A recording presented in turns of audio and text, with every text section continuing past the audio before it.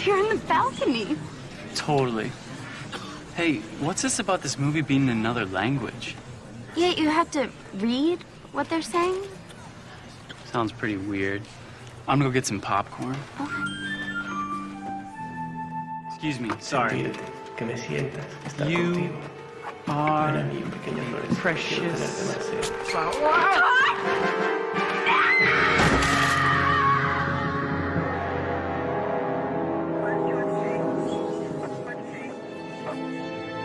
Subtitles. They're not just un-American, they kill.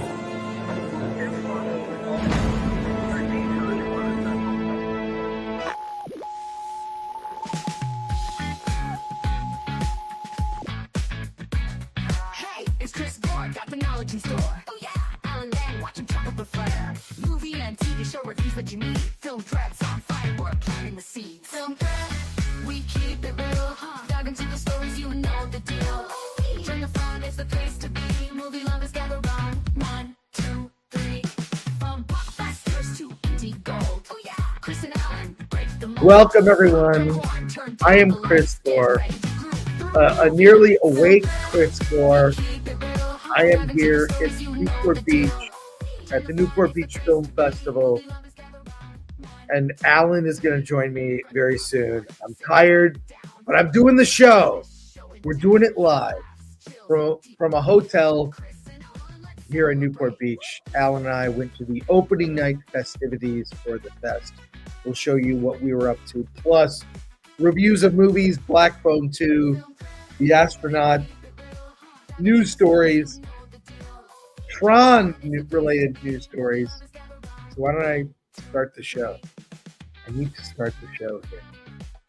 Alan's going to have to help at some point.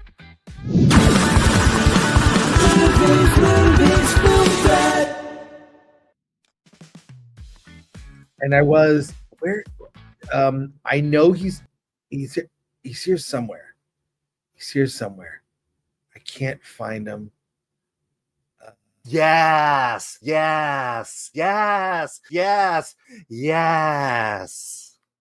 There's the wrong run. He likes dick. I can't find him. I don't know where he is. Chris Gore, I have a serious question. Are you with us or against us? I like things with nuts. Alan, do you like things do you with put nuts? more than two? Do you put more than 2 balls in your mouth? What are you doing? Yeah. Let's be clear. It's not that you can't find me. It's you can't find the videos of me. You outed me. Yeah. You're right. I can't find the video I want to play. I know. You're just like, where's the damn video? That's... Oh man, I am. This is my first sip of coffee this morning. Yeah. There's espresso in the room. No real coffee. I'm sorry. You're at the Newport Beach Film Festival. You literally walked across the street from the party to your hotel, and you're tired. I am tired. We were at that party late last night. There was so much food. Oh my god. We took home so many cookies, bags of cookies I should not have eaten. I will say, we're doing the show early today. We have to end the show. So we're doing a normal show just an hour early. We're doing the same thing next week. Did you know that, Alan? Is that next week? Oh my god. That's next week. But good thing is, Alan and I are going to be on a boat. That's right. We're going to be on a boat. There's a filmmaker meetup that's on a boat at Newport Beach, and I have this hat specifically for that. That's why we're ending the show early. Skipper is in the house. I'm here. I just hope I don't become a castaway. So there you go. Let's see if anyone's here because we're competing with G&G Daily and what they're up to. Hey, let's start. Yeah, movie America. I see George Clooney loaned Chris his Nespresso. It is an espresso. I don't like it. So there you go. Thank you, Movies America. Appreciate you. Tim O'Rourke asks, is this the gayest Alan ever? No, you've only seen a mere fraction of my gayness. That's right. Suns and Shadows, Chris Coffee Pool, 0 cups, ready for first and ready to rant today. I don't think I'll get to rant. I'm more tired than when I was at Dragon Con. Suns and Shadows. Yeah, nerd far away. I need coffee. Yes, I do. Libra, all women. Liberal. Yeah, okay. Alan. Libra. Libra, all women. It's got to mean something. It says Alan. Yes. Thank you, Libra, all women.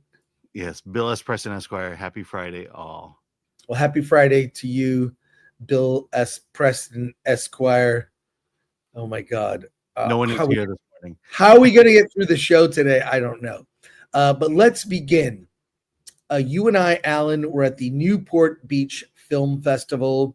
Tell people why you think this festival is so important. I'm going to share a photo of us last night from the red carpet. The blue carpet. It was a blue carpet. And there we are. Yeah. You know, I've always enjoyed the Newport Beach Film Festival. And the reason it's important is because to me, over the last probably 10 years that I've been going, they've had the best balance of studio stuff and true independent movies. And I've seen the weirdest movies here. I've seen like your typical Hollywood stuff. I saw the Weird Al movie here. I'll never forget one movie I saw called High School Shooting the Musical. And that's a real movie? That was a movie. It was controversial. I believe it only had 2 screenings ever in its life. And Newport Beach Film Festival was one of them. And I feel really bad because I really like the filmmaker. We've chatted and talked over time. And Film Threat should release that movie. I know. I tried, but he ghosted me. I can't get a hold of him. I can't get a hold of the filmmaker. Well, now I want to see it. But it is a good mix of, you've got, big movies with celebrities. Tonight we're actually seeing the Knives Out 3, and Rian Johnson will be here. Mm-hmm. You mean Star Wars director Rian Johnson? Knives Out director Rian Johnson. We're seeing the 3rd movie. I think it is on Netflix in December. Yes. I want to say, so we're getting to see it early on the big screen. So there you go. I'm going to give you a taste of what it's like to be here. And Alan, you have a video as well. So we're here with the chaos at the Newport Beach Film Festival. What's going on tonight? What are we going to see? We're going to see Blue Moon, starring Margaret Qualley. And other people. Jacob Elordi. I don't think he's in that movie, but he's here. But he was just here. He was here. Basically, Frankenstein is here. Jacob Elordi. So Alan and I will be here all weekend and covering the fest, the movies. We've got other Film Threat writers here as well. Yeah. Including Jason Delgado and Ethan Paget. And we tried to get near the blue carpet. There's a blue carpet. And we have our press badges, and they said, you can't go there. I don't know what that means, but that's okay. And then tomorrow we're going to be seeing a film from a Star Wars director. Who is it? Who is it? Oh, you'll have to guess.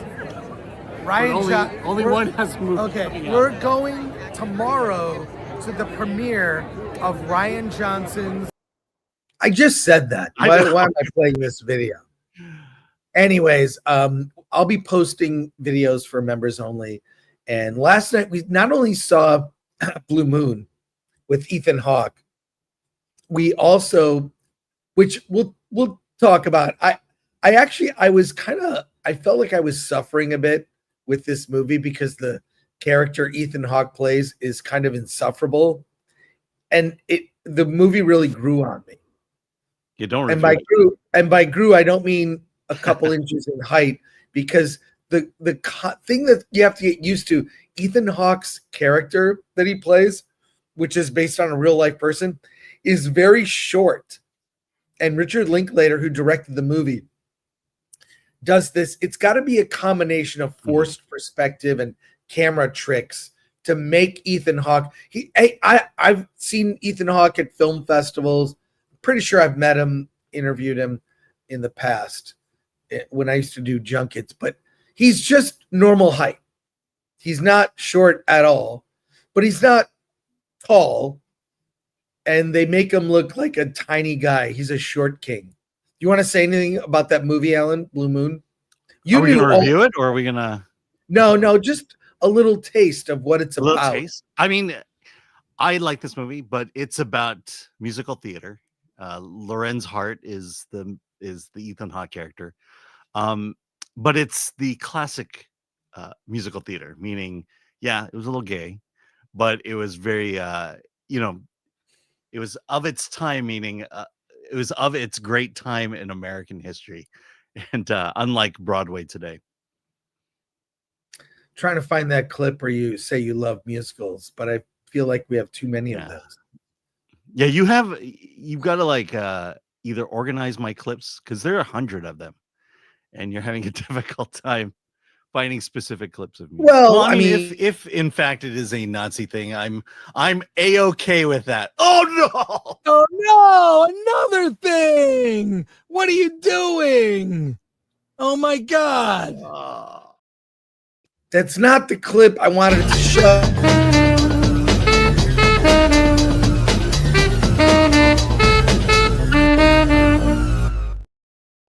Obviously a reference to Peacemaker. You've just ruined our careers.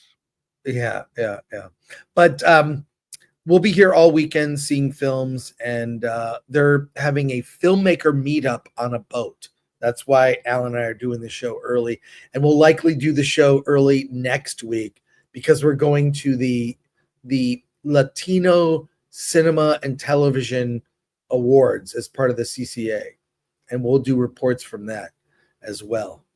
Yeah. So and we do it early only because I have to drive to these things.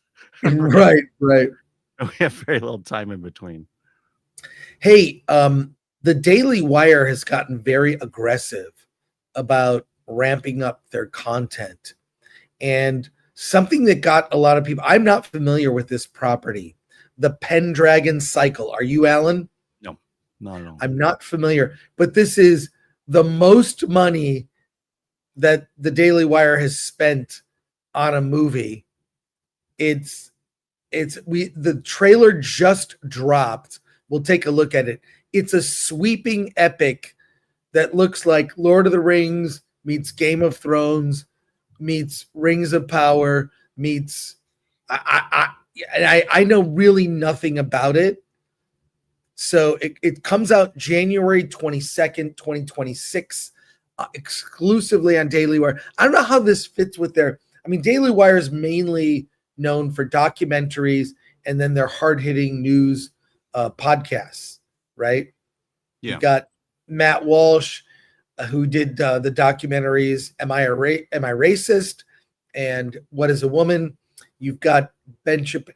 I don't know how this fits with their brand, but apparently the guy who spearheaded this, Jeremy Boring, spent so much money. It was he had to step down as CEO. I don't know if that's all true. Please don't quote me. All I know is he put so much effort into it that he had to step down from his other role. So yeah, well, I don't know.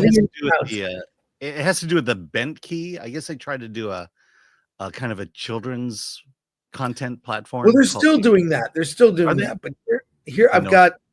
They're doing. It's like an app with lots of children's programming, so to compete with Disney. But here we've got the trailer here. You ready to watch it, Alan? Yeah. Let's give this a look. This land is in a welter of confusion.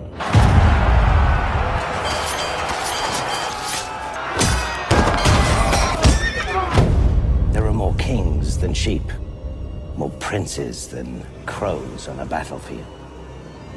All seeking to snatch what they can, when they can, without a care for who suffers.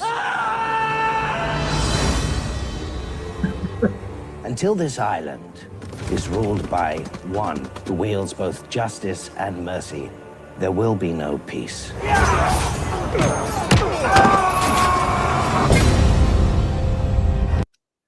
there you go. What? Yeah.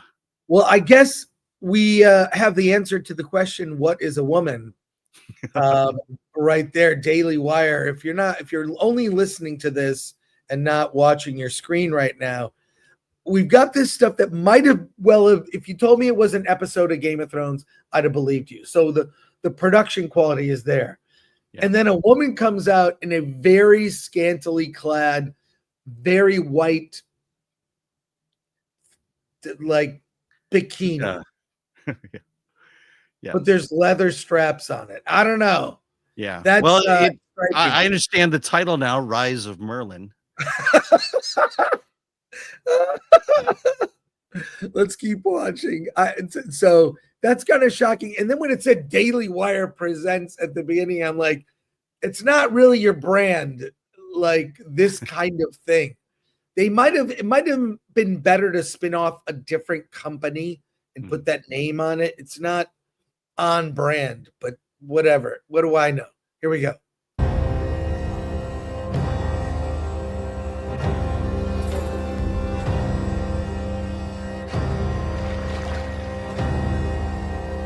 Hello.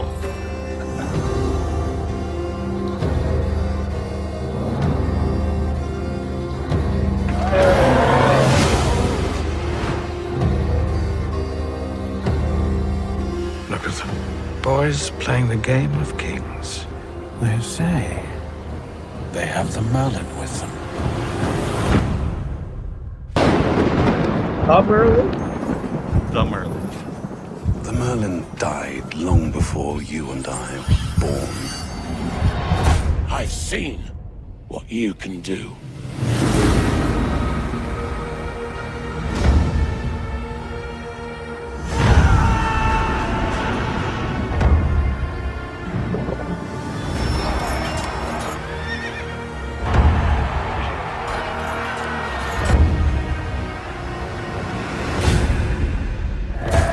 This is where it begins.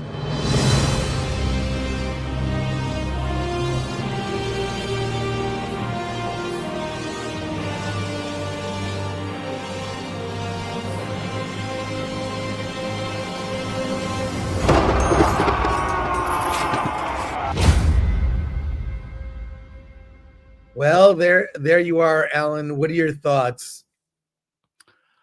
Yeah, it feels like Daily Wire is running out of money, and they just need. Well, it feels kind of generic to me, like generic fantasy show.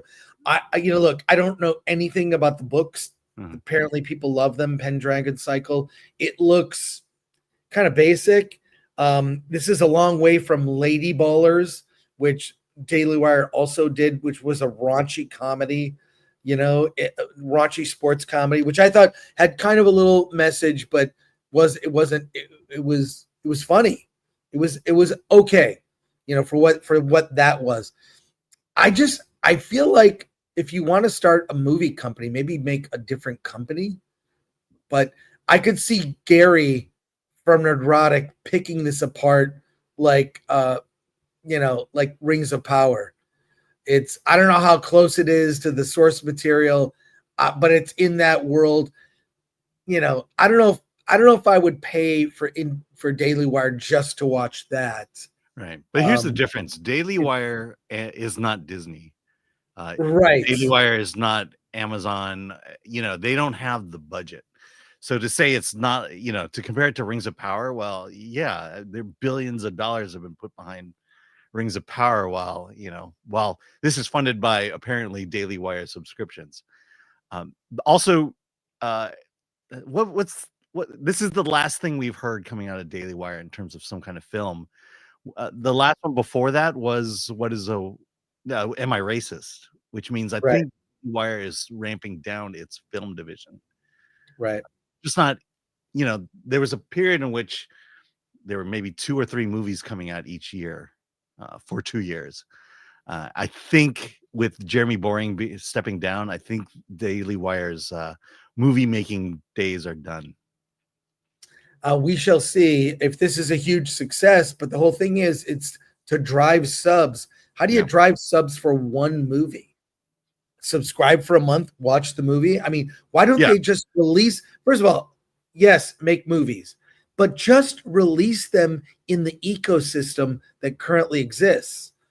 Their whole thing is to just put it on their service. Put this. I would go to the theater to see this. I would, rent it on Fandango or, Apple Movies or whatever. Like, so just put it in the current ecosystem. I don't want to. There are too many streaming services, and people get it. There's confusion there. Well, it's this idea that all conservatives love the Daily Wire. I think all conservatives that have positive feelings toward the Daily Wire, but all conservatives are not subscribing to the Daily Wire, and I think that's their problem, is that they're reaching a small niche that those people who like the Daily Wire and like the content, there's just not enough of them. Hey, Alan, you know what a big Tron fan I am. Yeah, I am. You're a massive. I'm a big Tron fan. Yep. But this video popped up on X. I want to share it with you. It's Jared Leto at a wild, packed screening of Tron Ares. Let's check it out. Yeah. I said, are you ready? How you doing, San Francisco? I want to say thank you so much for coming to very few people in the world have seen this movie. I'm telling you, you're some of the first, and thank you so much for being here tonight. This is Tron Ares. I hope you're in the right theater. I saw the movie in the theater when I was just a kid. I was around 10 or 11. It was 1982. That's how old I am. And I walked into this movie and it changed my life. I loved it. I love the technology, the creativity. I love Jeff Bridges, the best in the world.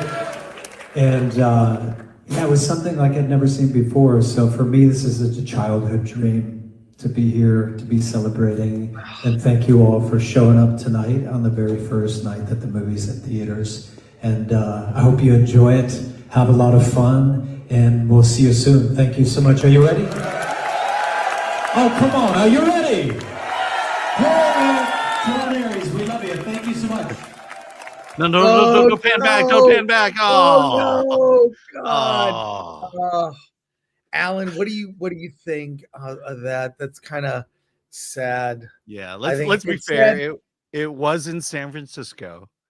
Right. According to Governor Newsom, the safest city in California. It's the safest. Oh my God. Yeah, that's kind of sad. But from the Hollywood Reporter, let me bring up this story. I know you have notes for this. No one asked for this reboot.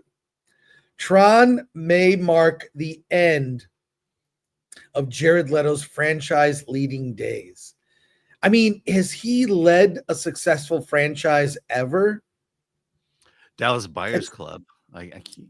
Yeah. As Ares disappoints, insiders question whether the self-styled boundary-pushing A-lister can still be counted on to carry a franchise vehicle to the bank. Can I answer a definitive no?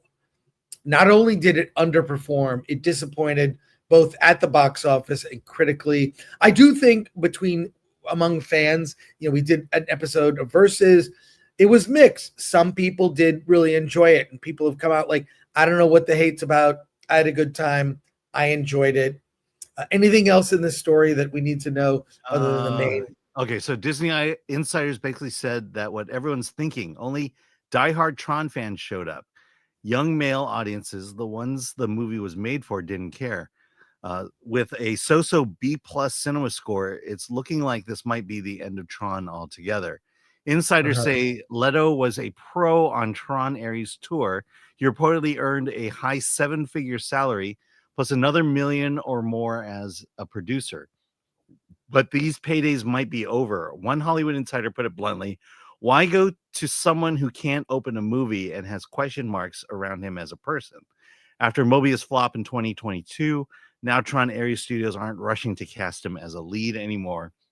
Other industry folks admit Tron Ares wasn't doomed because of Leto alone. As one agent put it, you could have had Ryan Gosling. It wasn't going to work. No one asked for this reboot. Yeah, I mean, I hate to agree with that, but yeah, I mean, they might be better off doing a Tron series for Disney Plus. I mean, I love Tron, everything about Tron, but this was ill-conceived and didn't actually carry on the story elements of Legacy, Tron Legacy. This could have been a great bookend. As it is, it was kind of a reboot in a way. It was an attempt to restart the brand. Yeah, and I don't know. I hate to say it. I think it deserved to fail. Yeah, I mean, it all comes down to story. Sorry, I had the thought in my head. But the Hollywood studios, it was all about the brand. It seems like nowadays all they care about is taking a brand and then running with it, as opposed to understanding why people like that brand in the first place and starting from there. And that's what happened here. Oh, let's just make a Tron movie. We don't need Tron in it. We'll create a whole new world, Ares. And you definitely got that sense that they were attempting to shut down the old stories and start with brand new stories. And the problem is the people who wrote the story and built the story are incompetent and don't know how to restart a new franchise, a new storyline, so to speak. Hey, speaking of brands, guess what? Jim Carrey is in talks to lead a live action Jetsons movie. First of all, love the Jetsons cartoon. It was out around, I used to watch the Jetsons and the Flintstones. That's fun. But here it is from The Wrap.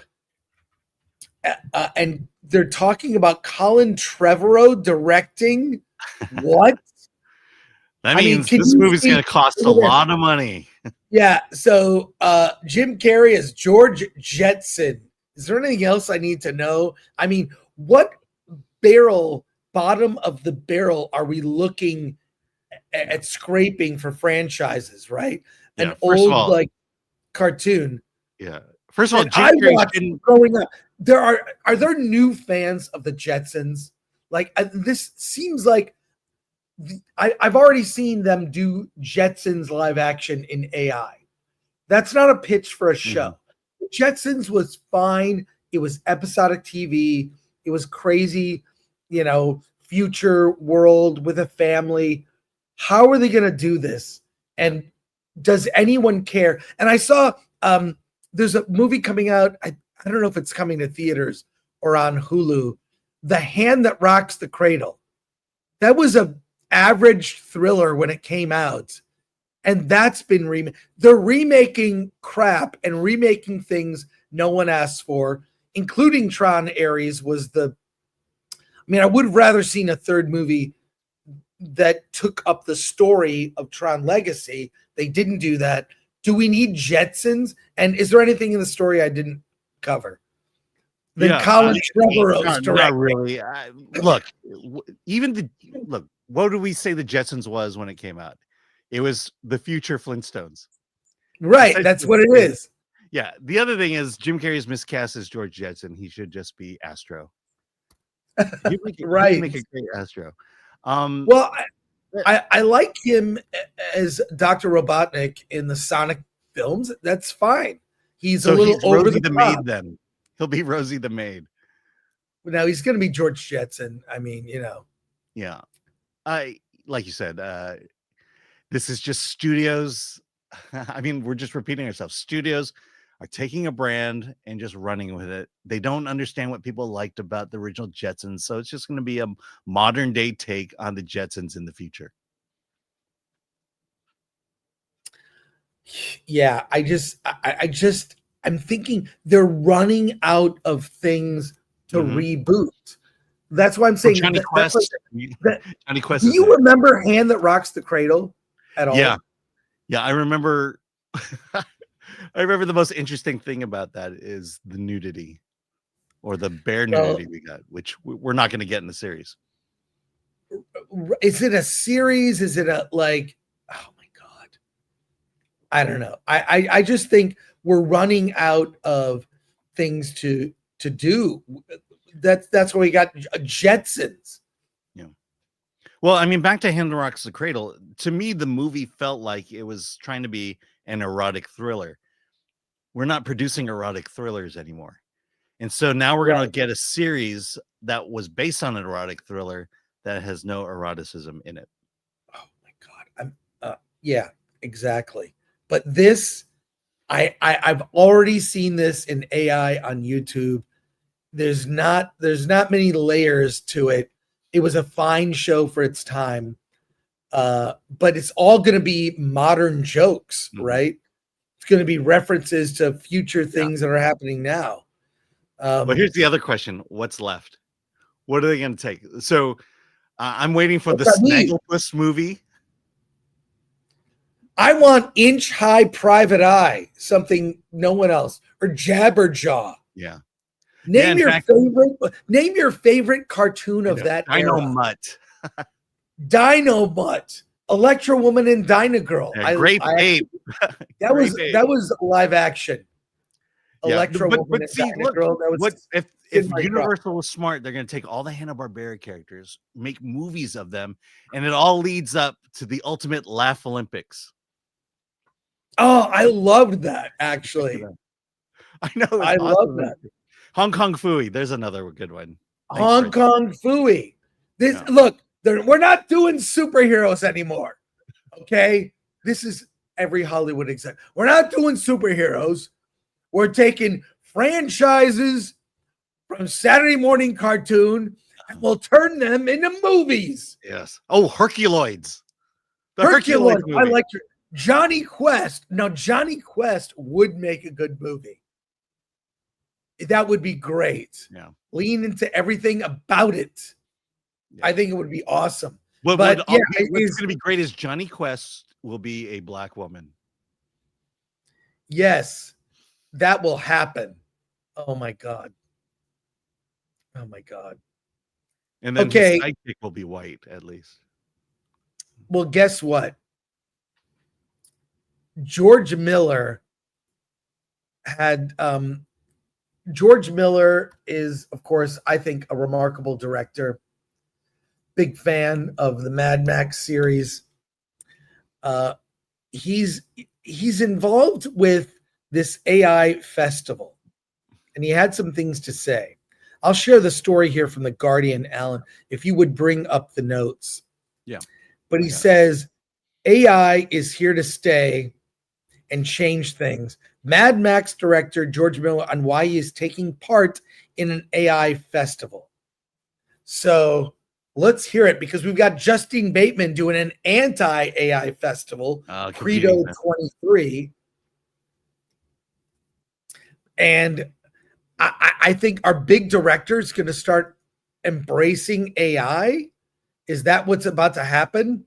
Give me the notes, Alan. All right, here we go. George Miller, the Mad Max legend, is officially joining the AI movie movement. While a lot of Hollywood is panicking about robots stealing jobs, Miller is taking a more chill approach. As he puts it, AI is arguably the most dynamically evolving tool in making movie image. AI is here to stay and change things. Miller is leading as the head judge of the upcoming Omni 1.0 AI Film Festival, Australia's first big event fully dedicated to AI-generated movies. Festival is created by Aryeh Sternberg and Travis Rice to explore what happens when human creativity meets machine learning. Every film in the festival has to pass the plagiarism and ethics check, but Rice said that the main question is simple. Could this plausibly be screened on Netflix or HBO? No gimmicks, no AI slop, as Miller calls it. The focus is on emotion. Does the story connect with you? Miller isn't treating AI as a threat. He compares it to past creative revolutions like the invention of photography or oil painting. Art has to evolve, both change and both endured. People fear that this invention will kill art, but instead they made it stronger. Miller believes AI will do the same in film. His take on the change is nothing new in Hollywood. The first Mad Max had 30 people in the credits.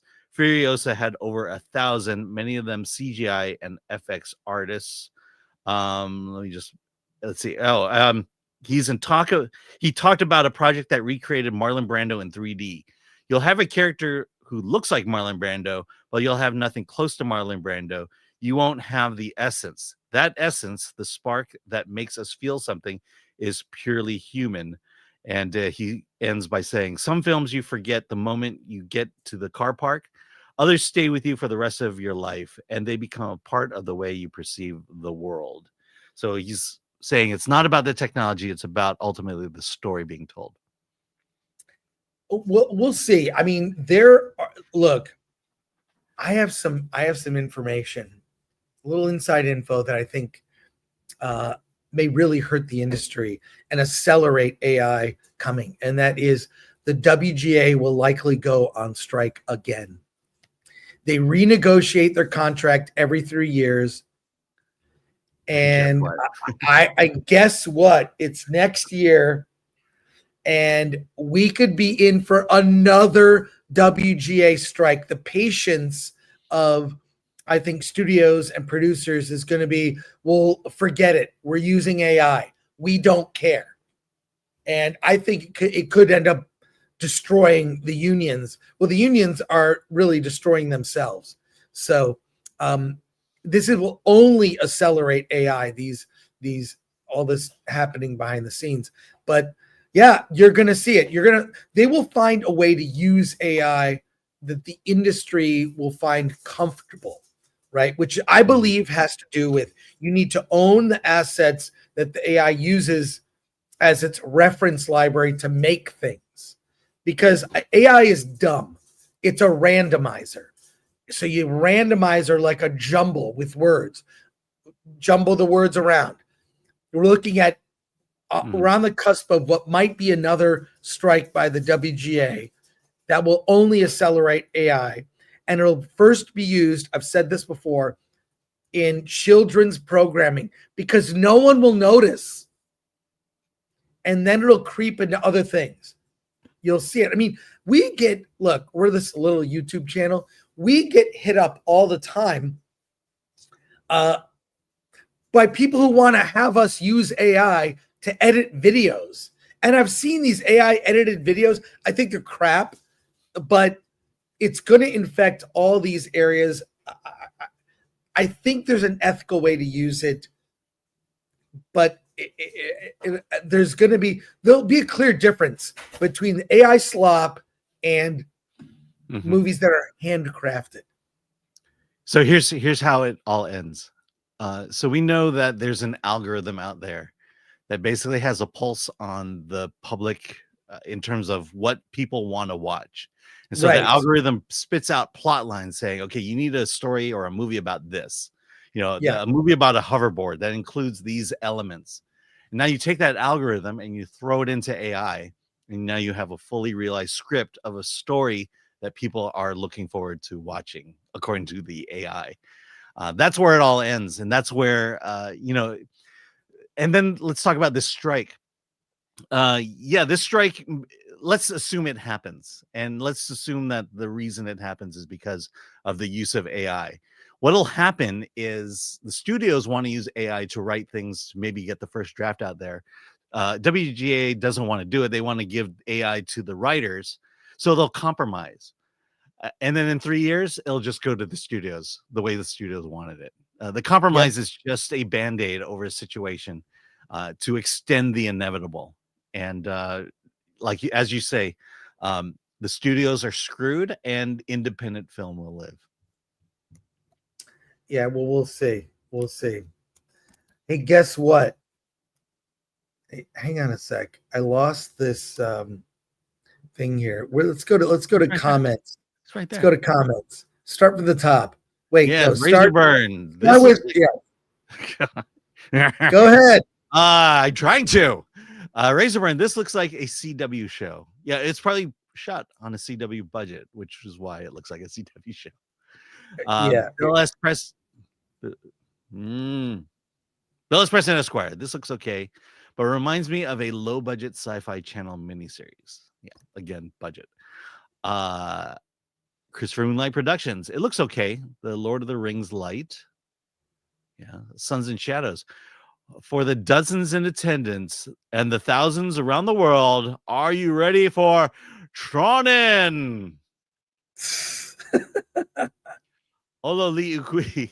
No, we asked for a different reboot, a good reboot, a reboot with Tron and Korra and Sam, and yeah, they could have made a good movie, and it probably could have extended the franchise.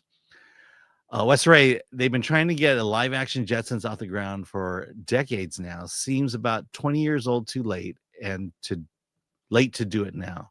And our kids watching the Jetsons today. They're not. Yeah. So it's for people like Chris and I who watched it as kids. You don't know your audience. Daniel San for $4.99. David Ellis Paramount is the only hope when it comes to blockbuster movies. Hope they buy Tron rights and could you react to Primate trailer? Looks fun. We have a packed show today, but we can react to the Primate trailer next week. Put that in the schedule there, Lori. Thank you, Atomic Lori. Joe Pat 87 for $1.99. Danny DeVito for Mr. Spacely.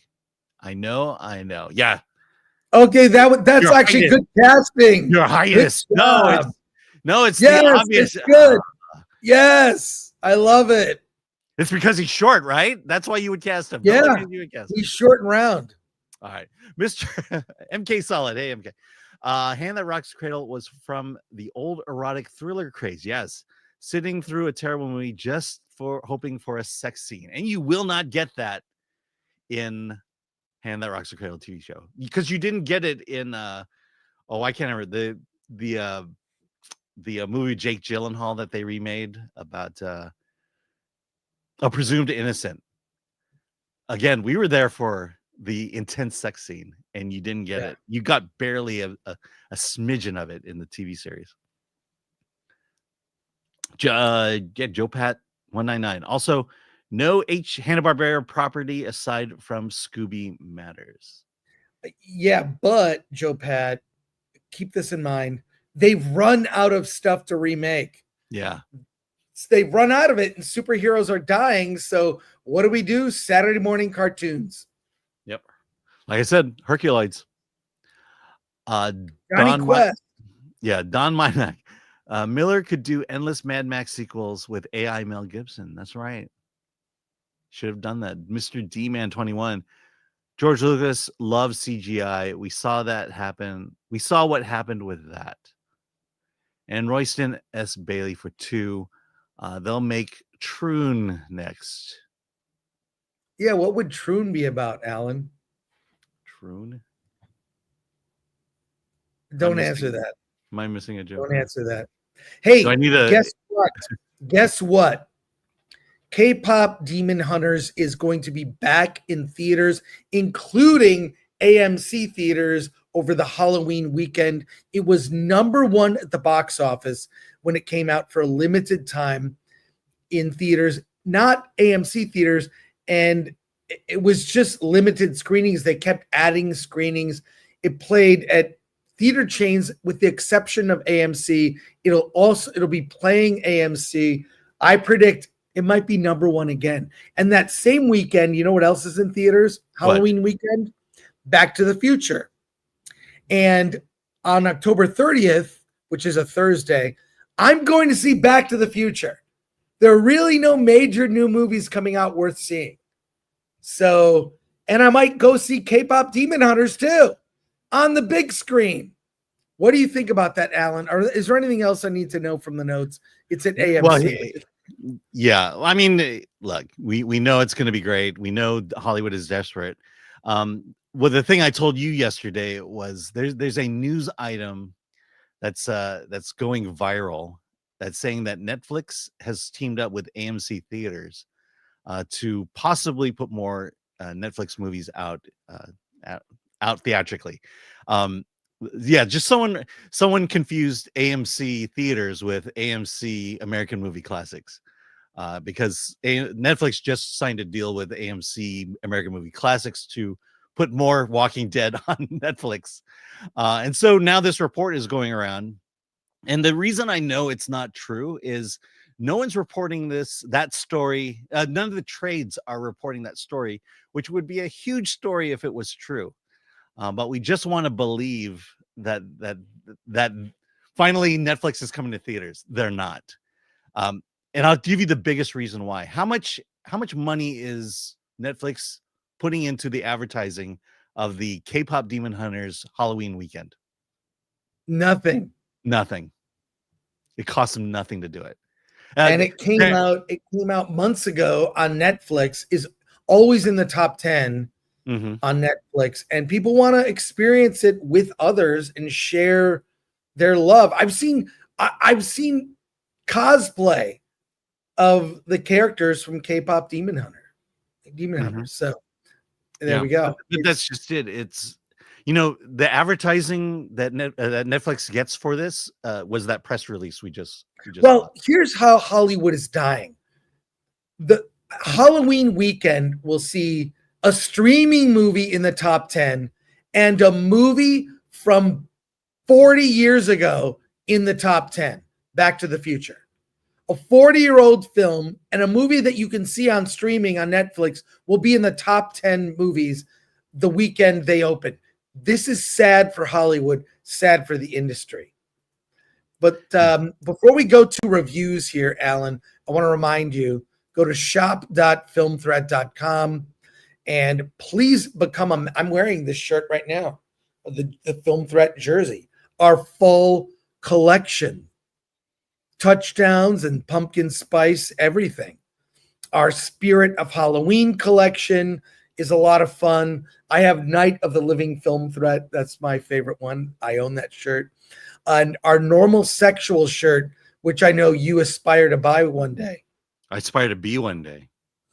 There you go. But support Film Threat, support our work, and truly become a member of the channel. We are posting content weekly, lots of videos, Q&As from panels and Q&As from films that Alan and I go see, videos from festivals. You can see Alan and I on a boat.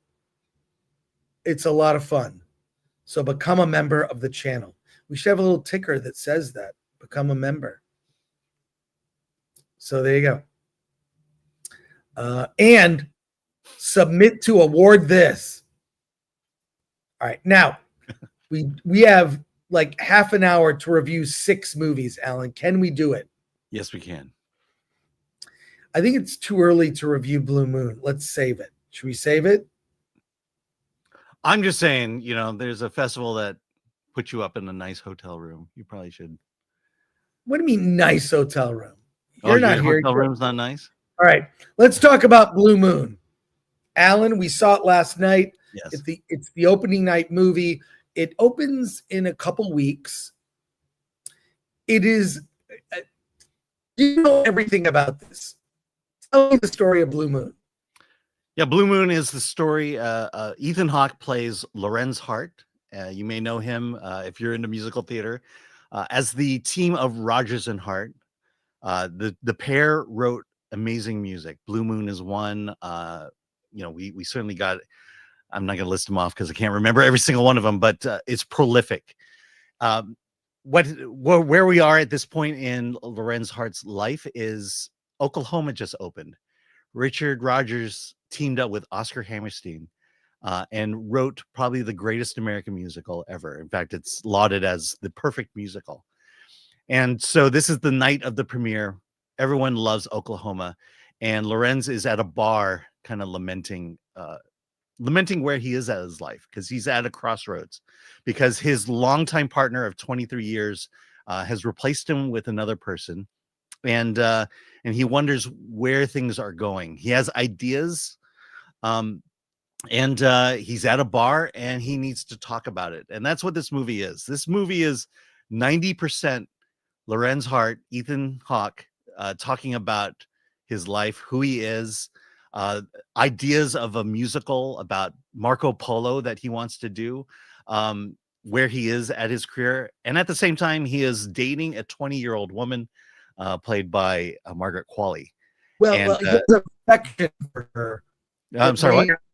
He has affection for her. It may not be reciprocal. Well, maybe. We don't know.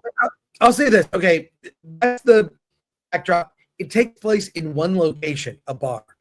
And it takes a little getting used to this. He has a rapport with the bartender, the piano player, people that come in. He has flowers delivered. The whole thing takes place at a bar. And Ethan Hawke, who is average size, he's normal height.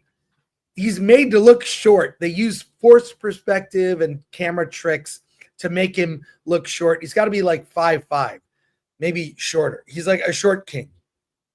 And he's a wordsmith and appreciates writing so much. It's in his blood. He appreciates it. But it's everything comes to a head. He's kind of a loser in a way, even though he's had so much success professionally.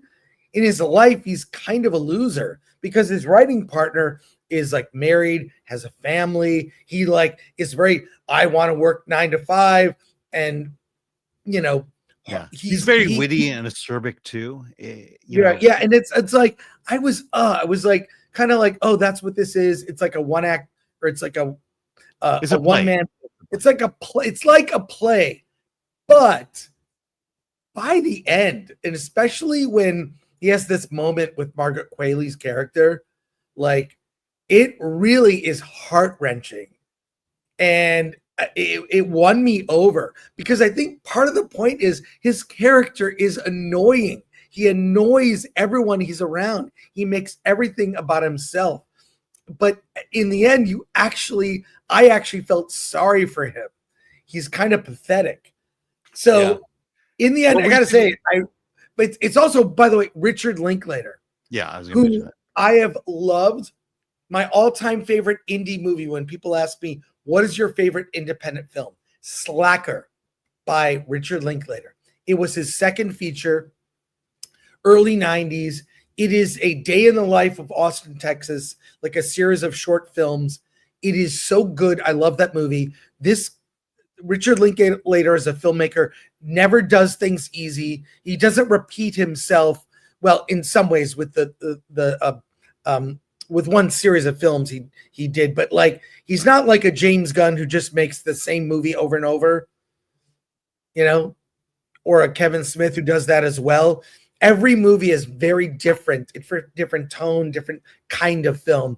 And I really, in the end, loved it. It's Ethan Hawke's performance.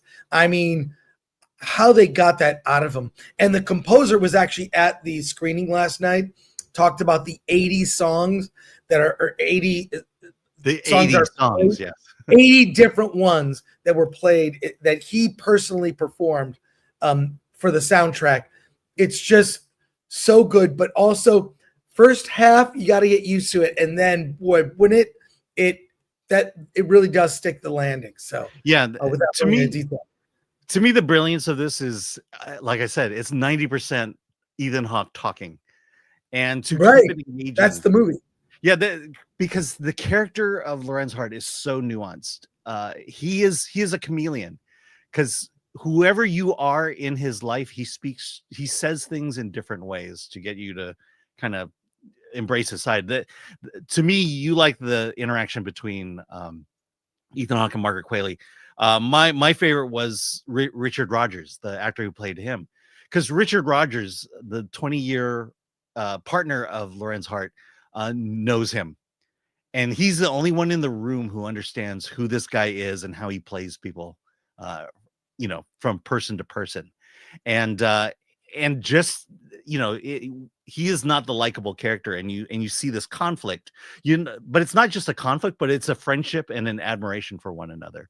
And this movie, what I like about the movie, that speaks my language in the sense of it is about musical theater. It's about classic musical theater, and it, unlike Broadway today, it doesn't dance around wokeness or DEI or political correctness.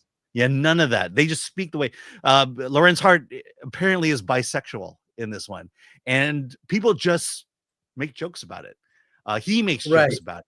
You know, it's just a time where people are not willing to censor themselves, and they talk about art, and that's the kind of conversation I really like about this. I will say it's not for everybody. Look, if you want to see a movie about people talking, or a lot of people don't want to see movies about people talking, you're probably not going to like this. But if you want to see a character study of a very complex man, this is a great movie to see. Well, you said a lot of people don't want to see a movie with people talking. Isn't that every movie? No, people aren't talking 90% of the entire movie. Oftentimes, look, we just saw Tron Ares. Let's just say that people weren't responding to the talking. Yes, they weren't. They weren't. Look, they weren't responding positively to the dialogue of Tron Ares. They were responding positively to the special effects orgasm that they were seeing on screen. So yeah, people don't want to see movies about people talking. Well, look, in the end, I really loved it. His character is grating, annoying, and as it goes, you begin to feel sorry for him. It's a great performance by Ethan Hawke. Let's go to comments. Well, and I'll just say for Richard Linklater to make a movie interesting about a guy who talks 90% of the movie says something about Richard Linklater. Exactly. Yeah. All right, Mike MC Wong. It's really is pretty good. I was surprised I liked it. How did you see it? Oh, and we're gonna do limited comments because we got to get through these movie reviews. So yeah, Geek True 64. I like the chances he takes with movies like Boyhood.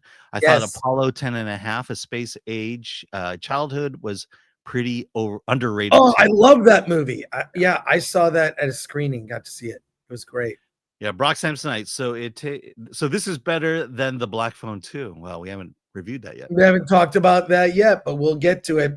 Let's get to a movie you and I both saw, Alan. You and I both saw Good Fortune. Yes. Let's talk about Good Fortune. Keanu Reeves plays an angel. He's he basically helps people who are texting and driving to not get into accidents and ruin their lives.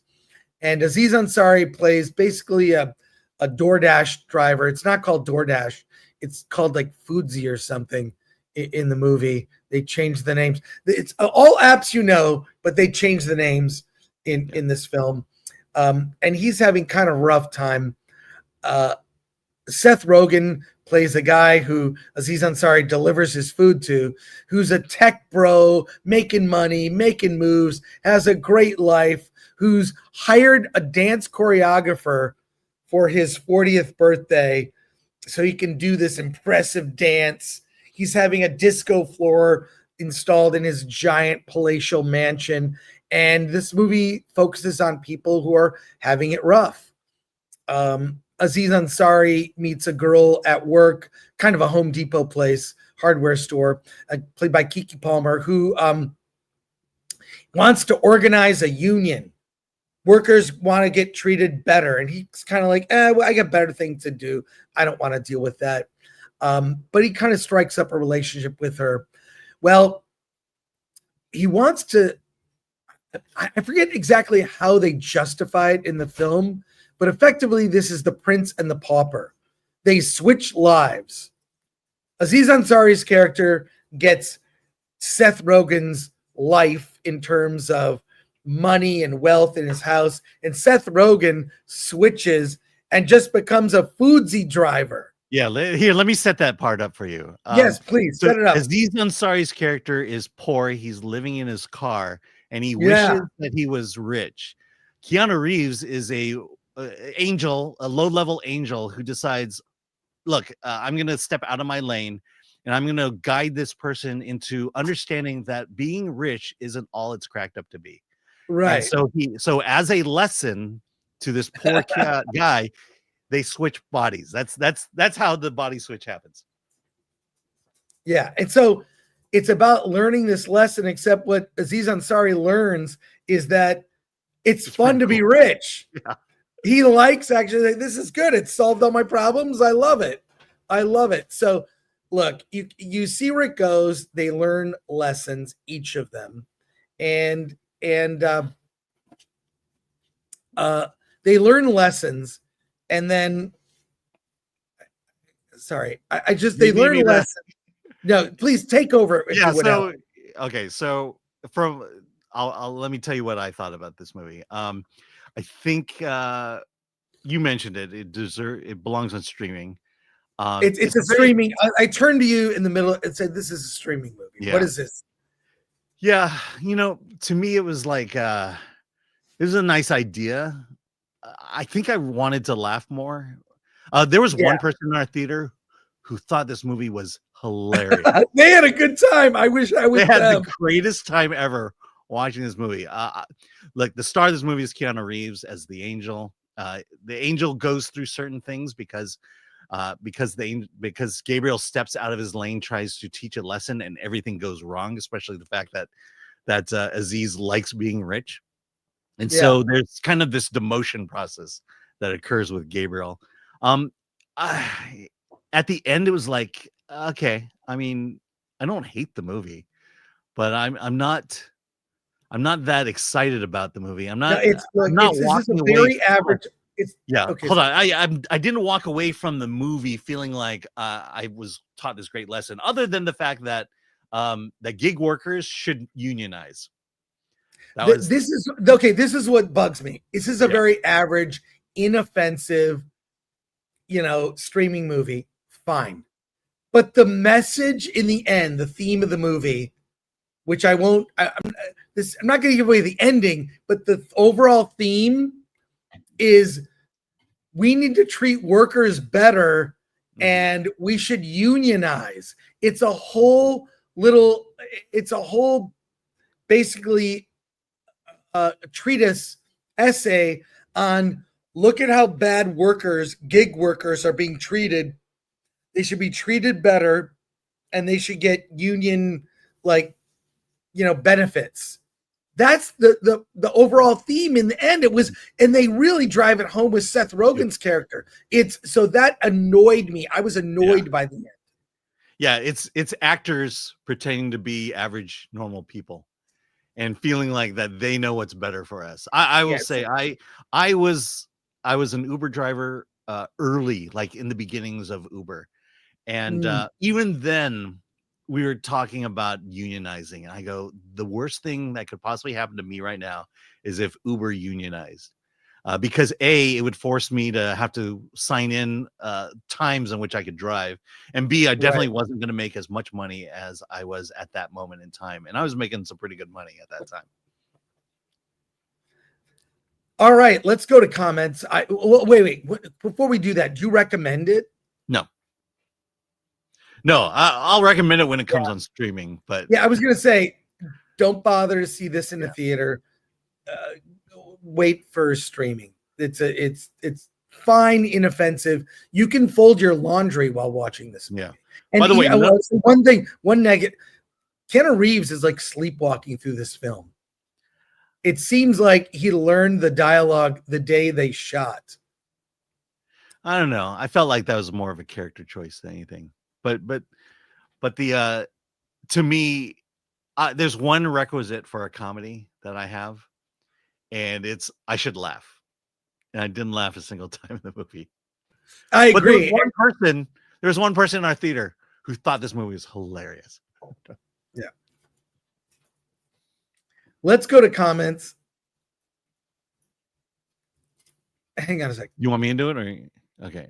Here we go. Razorburn. Keanu looks like he walked off the set of the next John Wick movie. Yeah, I feel like his low-key character was I think it was more of a character choice than anything here. Was it the right character choice? That remains to be seen. Olo Liukui. This sounds in every way the opposite of fun. Yeah, I mean, you're just sitting there letting the story take place. ADL's 24. Keanu clearly did this as a favor to someone. Yeah, he misses comedy. I think that's what it is. Hey, Alan, let's talk about a movie that I saw that you did not. And it was because you were too scared to see it. Wait, let's start that over. Alan, let's talk about a movie I saw that you did not. Black Phone 2, which is the sequel to The Black Phone. I don't know why they took the off the title, Yeah. but they did. Ethan Hawke also plays in this film. I loved The Black Phone. It was directed by Scott Derrickson, who did Doctor Strange, the first Doctor Strange movie. He did not do the second one, and he made The Black Phone, which was a great choice. The cast is back. The cast of characters, Mason Thames, who we saw in How to Train Your Dragon. Ethan Hawke is back as the Grabber. Madeline McGraw as Gwen, his little sister, who has kind of psychic powers, is there. Jeremy Davies plays their father, Terrence. And Finney's character, played by Mason, can't get the Grabber out of his head. He infects his dreams. Because, look, the Black Phone was played as a very straight, scary as hell, because it's child abduction is something that's frightening. It's from the kid's point of view, trapped in a basement with a killer. It's horrifying. I love the Black Phone. Black Phone 2 takes it to kind of ridiculous levels. So the Grabber, played by Ethan Hawke, is infecting his dreams. Then, Gwen is hearing like voices. She's seeing things in her dreams that may have been like some other serial killer is killing kids at a camp. They end up, through just a weird set of circumstances, going to the camp to investigate and trying to exhume the bodies of the lost children to purge, to take power away from the killer. This is the Black Phone's attempt to basically be Nightmare on Elm Street, Freddy, and Freddy did it better. And the rules keep changing. This is what bugged me about the film. It's like, okay, she can get injured in her dreams, but the injuries then... So Gwen's having dreams, the Grabber is attacking her, and then in real life you see her being thrown around a room and being injured, and then like she wakes up and she does have a cut. Then it starts happening to other people. Wait, what? So they're not dreaming, they're in real life, but the Grabber can get others who aren't having the dream of the Grabber. Like, if you make a rule in fantasy, you got to follow your rules. You can maybe kind of break some rules. It really bugged me that they were just throwing stuff out by the end. I really wanted to like this because The Black Phone, I think, was one of my favorite horror movies that came out, like 3 years ago.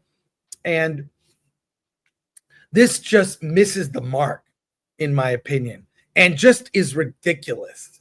It gets completely ridiculous. I don't know what to say else about it except to avoid it. Didn't like it.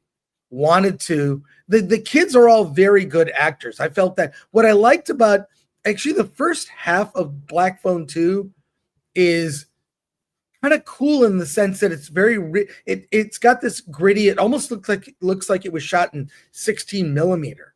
Like of its time, like 70s, 80s, kind of old horror film. When it gets to the second half, that's when the Grabber comes in. It becomes a stupid, like Freddy, like ripoff, and doesn't establish its rules in a way that makes sense.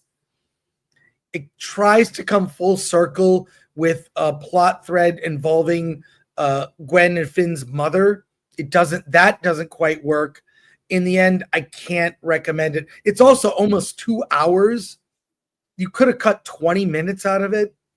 So, God, I'm sorry to say, pass on Black Phone 2. Real disappointment. It started out with promise in the first half, but in the end let me down. Yeah, let me tell you why sequels don't work. Because why? Well, for sequels to work, you have to take what people liked about the first movie, put it in your second movie, and then add on that. What did we like about the first movie? The first movie we liked because the grabber grabs our hero, throws him in a dungeon, and then the kid gets phone calls from his previous victims, and each of those phone calls gives him clues as to how to get out and survive the situation. That's why we like Black Phone 1. Black Phone 2 has none of that. And so therefore, it's the same thing that happened with Megan 2.0. I'm calling out Blumhouse here, because it took the things we liked about Megan, the first movie, and refused to add it to the second movie. Megan in the first movie was an evil doll that was AI doll that was trying to kill, protect Katie and kill everyone else. And it was an evil dark doll. And in the second movie, we turned her into a Chucky light, a Chucky hero. And so again, took things we liked about the first movie and refused to put it in the second movie. You agree? Yes. It tries to become. Here's the problem with Black Phone 2. Bottom line, it's trying to be a franchise. Mm-hmm. The Black Phone was a really good, one-off single movie that should have been one and done.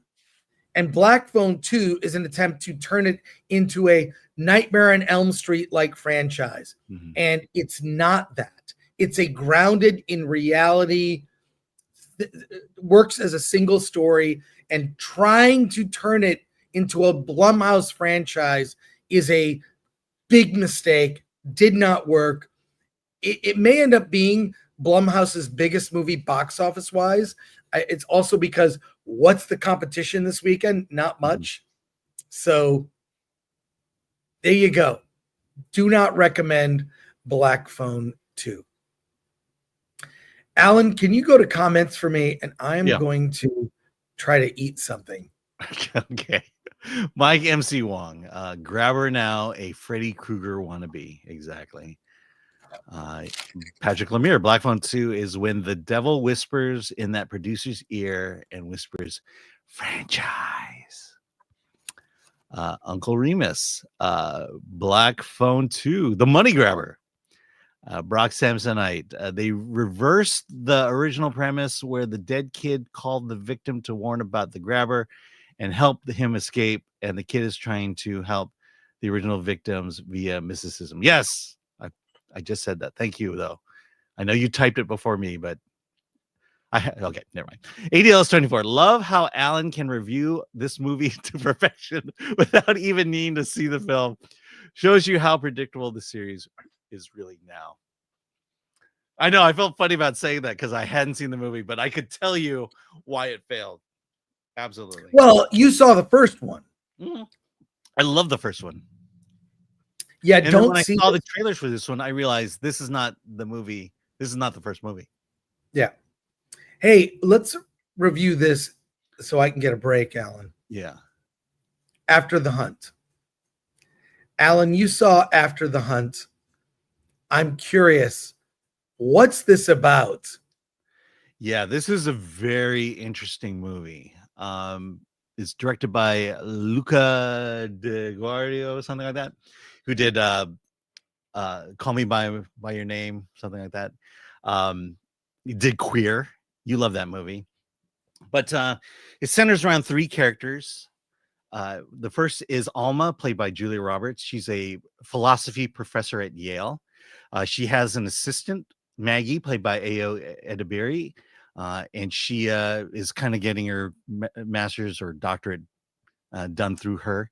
And then you have Andrew Garfield, who is a colleague, Hank, who gets basically sum things up.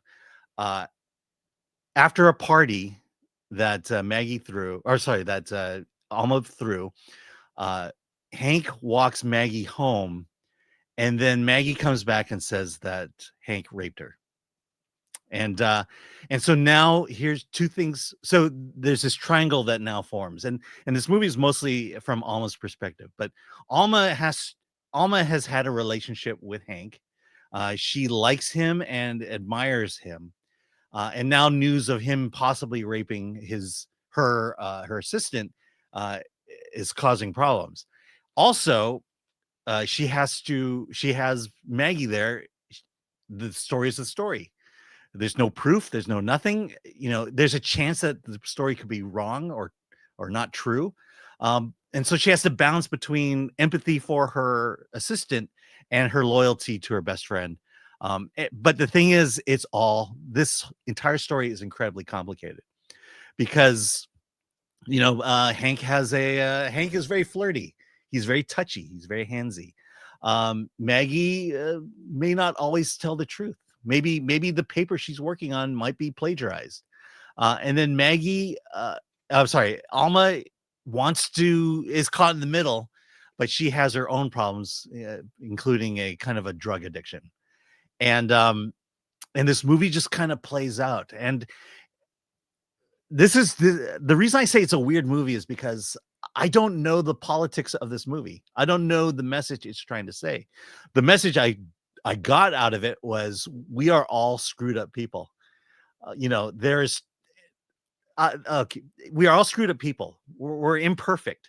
And this is how this situation plays out. The one thing positive I will say about this movie is it gets it right in the tone of the situation. There's a Me Too theme here, but there's question as to whether it really happened or it really didn't happen. And Luca captures that tension. He's not there to say this is what happened or that, believe all women, because there are a lot of gray areas in this story and it just plays out. But I think for that reason, I would recommend this movie because, we see a lot of movies that are one-sided. This one really makes the attempt to be two-sided, to present both sides, to call into question. In fact, I will, as a non-spoiler spoiler, nothing really gets resolved at the end of this. It just, the story just plays out. And so I will give kudos to the fact that, I think it leans left, but it really does a good job of balancing the situation. But outside of that, I think people are going to get frustrated because it's like, we went through all this. What's the point? Yeah. Like come out on a side. Yeah. Which side are you on? It doesn't really do that. It truly doesn't. I have no interest in ever seeing this movie. Mm-hmm. I don't want the subject matter is I don't have no interest. Also, I predict this movie, even with Julia Roberts, is going to bomb. Yeah. It's people this is a streaming movie. It's an Oscar bait movie. It's Oscar bait, but it's really streaming. And the fact that it really doesn't come hard on one side or the other, I think will also hurt it. Yeah. Think about it. Think about it. If conservatives, I think conservatives and progressives will have issues with this movie. And you would think what you want to do is bring them together, but it doesn't. And I think that's where it ultimately will fail. But acting is great. Julia Roberts is fantastic in the movie. Her husband in the corner there, very good. I forget his name. Michael Stolberg, I think is his name. Uh-huh. Very good. Andrew Garfield's good. I'll reserve judgment on AO, but yeah, I like the exercise I went through watching this movie, but that's not enough reason to go see the movie unless you're a person like me who finds this stuff fascinating. So do you recommend it? Okay, I do, but I will tell you, most people will say I'm crazy for recommending it, and I get it. I 100% get it. Let's go to comments, and we have one last movie to review, and then we have an interview today. Yeah, that I'll do, and I'll do the interview. You take off. Okay. Rudy for 5. I like Black Phone 2. It felt like an old cheesy horror movie. Didn't really feel like a proper sequel, but it was fun if you like horror. You know what? Respect, Rudy. Respect. You like what you like. Yeah. I think at the screening I was at, I think everyone was mixed to negative. Yeah. Patrick Lemire, the poster looks like a meeting of pretentious people. Yeah. You would Yeah, I mean, regret. they're college professors and college students. Of course it's going to be pretentious. Razorbird, I'm already nodding off. Alan, we have one more film to review today. And you know, I love indie sci-fi. Indie sci-fi, you can do so much with it. You can discuss ideas. In this film, Kate Mara, that's her name, right? Yeah. Kate Mara plays an astronaut who crash lands on Earth. She's put into quarantine by a general played by Lawrence Fishburne, who also happens to be her dad. What is this with these? Like, first of all, her dad. When I adopted you, so okay. There's just so many. Hold on. Her dad in Fantastic Four was black. Right. What is this with black dads adopting Kate Mara?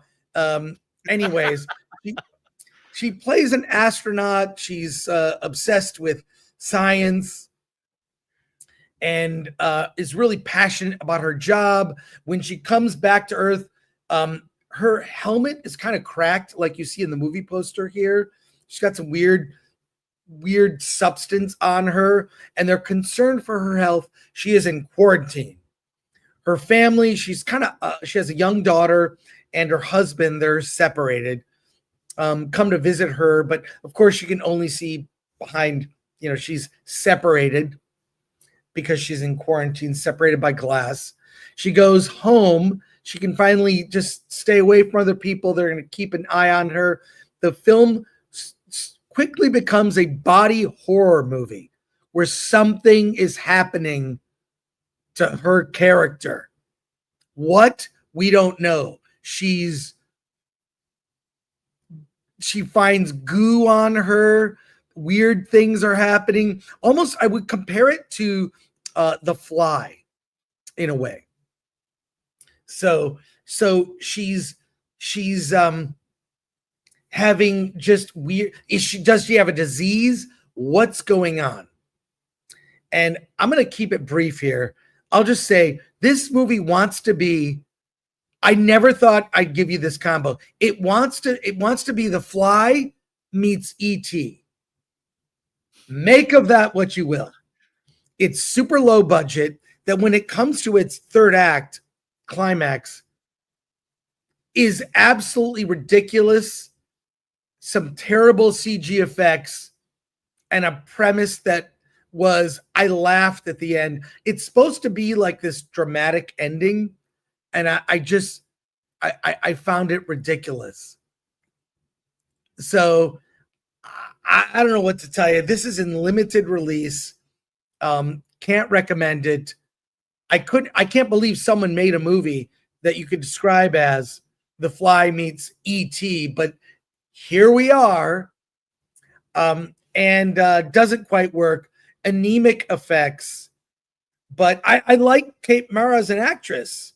She played Sue Storm in one version of the Fantastic Four, the Josh Trank version. But in this, it totally misses the mark. And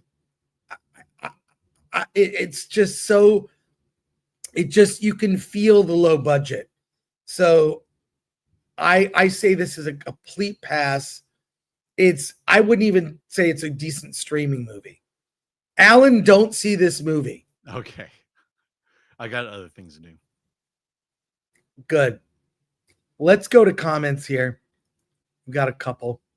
Yes. Here we go. Harry Brownhole. It's in Kate Mara's contract to have a black dad. Yeah.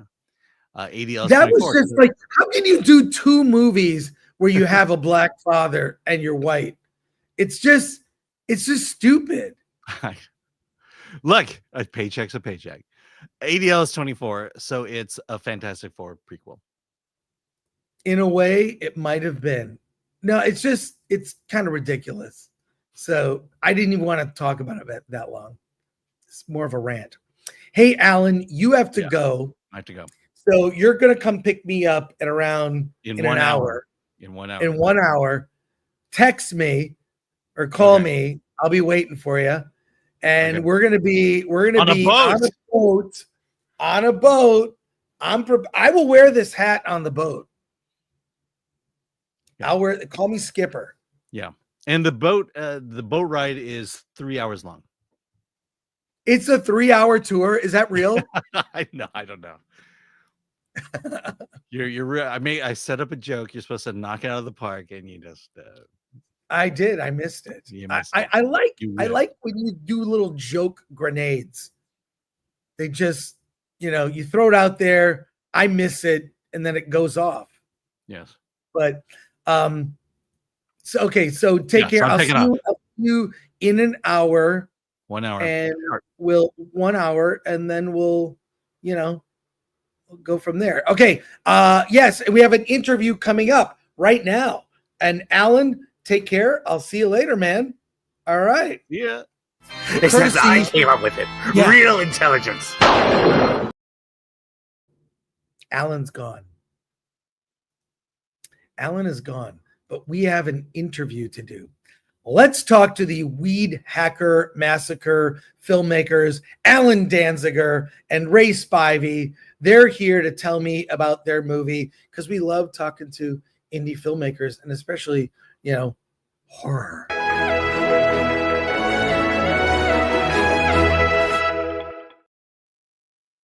Hey, gentlemen. How's it going? Where are you guys? Hey, I can't hear you. Can't hear you guys. All right. That's great. All right.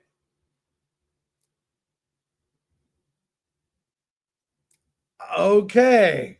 We're having some audio problems here. Hey, while we fix that, let's do this. I'm going to show the trailer for your movie right here. I have it queued up. You might want to leave and come back. I'm going to show the trailer for your film, which is also on the Film Threat Trailers channel. Let's watch it. Quiet on set.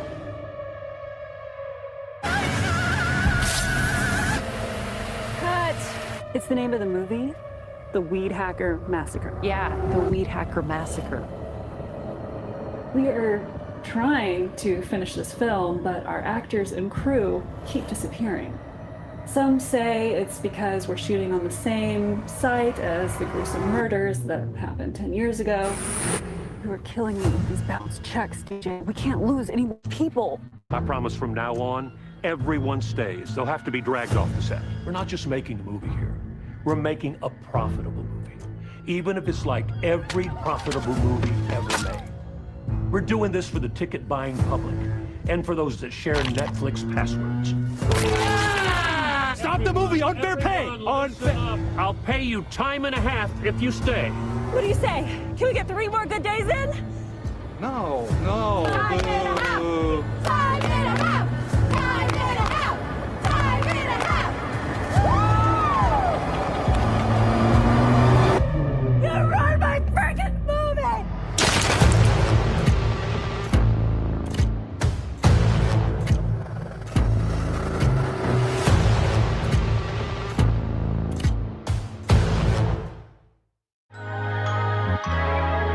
Well, there you go. This is subscribe to the Film Threat Trailers channel. They're back. Let's see if they're working here. Hey, gentlemen, can you hear me? Your audio doesn't work. Hey, guys, I'm sorry. We'll have to figure out something else here, but I can't hear you. So we're going to leave it there. But thank you for, I don't know, this is kind of bums me out. Yeah, I can't hear you. I can't hear you guys. Hey, we tried, but check out the Weedhacker Massacre, Alan Danziger and Ray Spivey's movie. We just watched the trailer there. And we're going to leave it there for the show today. Sorry we had technical problems. We're going to end the show early here. Want to thank Atomic Lori, Glenn Uccio, Lord Thoth, MK Solid. Thank Alan. So yeah, Chris will look at this. Chris will read a script if you agree to use the peace sign. If you don't agree, use the middle finger. Well, there you go. Sorry, that's weird. It happens. It's the Allen curse. So there you go. Have a great weekend, everyone. We're back on Monday with Versus. Look for reports from the Newport Beach Film Festival. Alan and I will be here all weekend. We're covering more horror films too, because it's horror season. You know, how do I know it's horror season? Please visit our Spirit Halloween store. We have many varieties to choose from our sports to our Hollywood designs. Now I think I'm getting out of here. It's getting kind of spooky. Yeah. That's it for today, folks. Thanks for sticking with us through the problems with our technical stuff. But have a great weekend, and let's get out of here.